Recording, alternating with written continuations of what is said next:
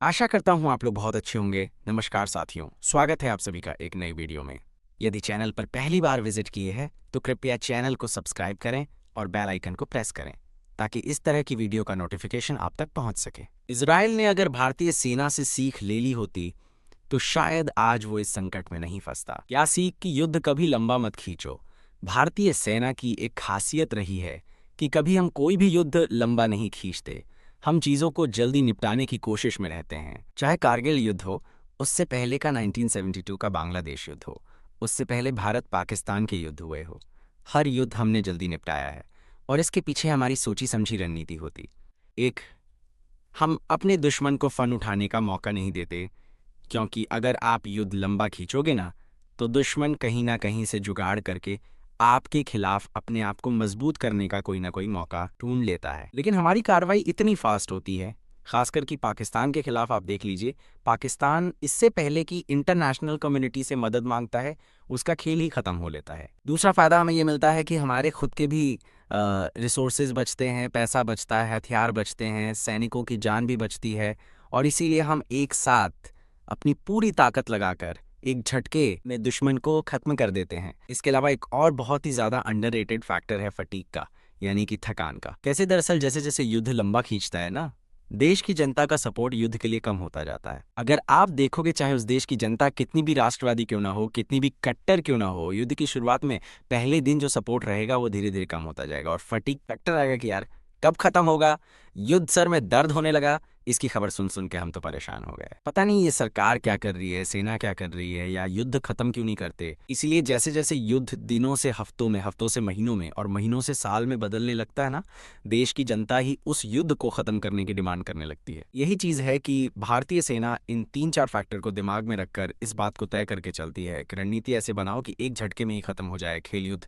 किसी भी सूरत में, साल में तो बिल्कुल ना जाए। हो सके तो दिनों में, दिनों नहीं तो हफ्तों में, और मैक्सिमम टू मैक्सिमम महीनों तक, साल में तो हम जाने ही नहीं देते किसी भी काम को। और इसीलिए सेना क्या करती है कि कोई भी कार्रवाई करने से पहले कुछ हम अपने पैरामीटर्स और टारगेट सेट कर लेते हैं कि हमें किसी भी सूरत में ये फलाने फलाने टारगेट्स हैं, ये हासिल करने हैं। जिस दिन ये टारगेट हासिल हो जाएंगे उसी दिन युद्ध खत्म। लेकिन ये चीज़ भारत से नहीं सीख पाया। इसराइल भले ही उसकी सेना के पास सबसे आधुनिक उपकरण हो, हथियार हो, लेकिन ना उनकी सेना ना उनकी सरकार हमास के खिलाफ युद्ध करने से पहले पैरामीटर सेट कर पाई थी उन्होंने। तो बस ये तय कर लिया था कि युद्ध शुरू करेंगे, जो होगा देखा जाएगा। इसके अलावा एक गलती उन्होंने ये करी कि समय समय पर अपने टारगेट बदलते रहे। उन्होंने शुरुआत में जो टारगेट सेट कर लिए थे उन्हें उन पे फोकस करना चाहिए था। बार बार अपने टारगेट बदलते रहे और उसका खामियाजा ये है कि आज तक भी हमास का युद्ध खत्म नहीं हो पाया है। स्क्रीन पर देखिए इसका नतीजा। इजराइल की सेना में ही फटीग फैक्टर इतना आ चुका है कि 1000 से ज़्यादा सैनिकों ने यहाँ पर प्रधानमंत्री के खिलाफ खत लिखा है और कहा है कि आपने जो ये युद्ध शुरू किया जिसमें देश की जनता और हमें झोंका, वो युद्ध में जितने भी हमारे टारगेट थे, जितने भी हमास के टॉप लीडर थे, वो मारे गए हैं। जो भी युद्ध की चीज़ें थी वो हमने हासिल कर ली हैं। अब आप युद्ध सिर्फ इसलिए लड़ रहे हो ताकि आपके पॉलिटिकल पैरामीटर हासिल हो सके, यानी कि राजनीति के लिए युद्ध हो रहा है और इसीलिए हम युद्ध लड़ने से इनकार करते हैं। सोचिए इजराइल के लिए कितनी शर्मिंदगी की बात है कि उसके 1000 से ज़्यादा सैनिक और बड़े अफसर खत लिख रहे हैं युद्ध के खिलाफ। और याद रखिएगा, हम उस इजराइल की बात कर रहे हैं जिसकी जनता को और सेना को दुनिया में सबसे बड़ा राष्ट्रवादी माना जाता है। वो कह रहे हैं कि हम थक चुके हैं युद्ध से। इतना ही नहीं, देश की जनता में भी युद्ध को लेकर अप्रूवल रेटिंग घट रही है। युद्ध की शुरुआत में 90% से ज़्यादा इजरायली युद्ध शुरू करने के पक्ष में थे।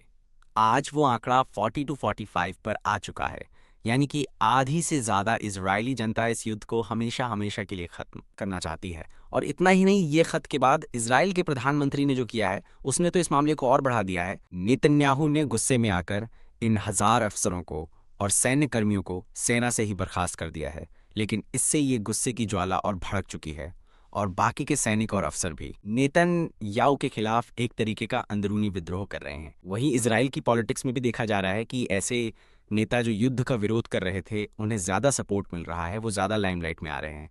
इसीलिए कहा जा रहा है कि अगर इजराइल के अंदर चुनाव होते हैं जल्दी, तो ऐसी सूरत में एक ऐसा प्रधानमंत्री सत्ता में आ सकता है जो कि युद्ध विरोधी हो और शांति प्रिय हो। इसीलिए कहा जा रहा है कि नेतन्याहू बुरी तरीके से फंस चुके हैं युद्ध, और जो उनकी कार्रवाई है गाजा में वो उन्हें फिलहाल कुछ समय के लिए रोक देनी चाहिए। लेकिन नेतन्याहू की भी कुछ मजबूरियां हैं। अगर उन्होंने युद्ध रोक दिया तो उनकी इमरजेंसी पावर ख़त्म हो जाएगी।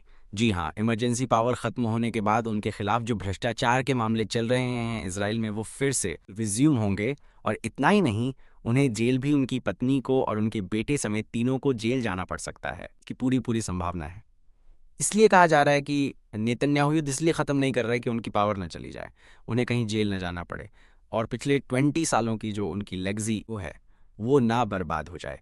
हालांकि जो भी है, आने वाले समय में इजराइल के अंदर एक अंदरूनी पॉलिटिकल संकट खड़ा होने के पूरे पूरे आसार हैं। और जो भी होगा मैं आपको बताऊंगा, इसीलिए चैनल को सब्सक्राइब कर लेना। आशा करता हूं आपको हमारी तरफ से दी गई जानकारी से आप संतुष्ट होंगे।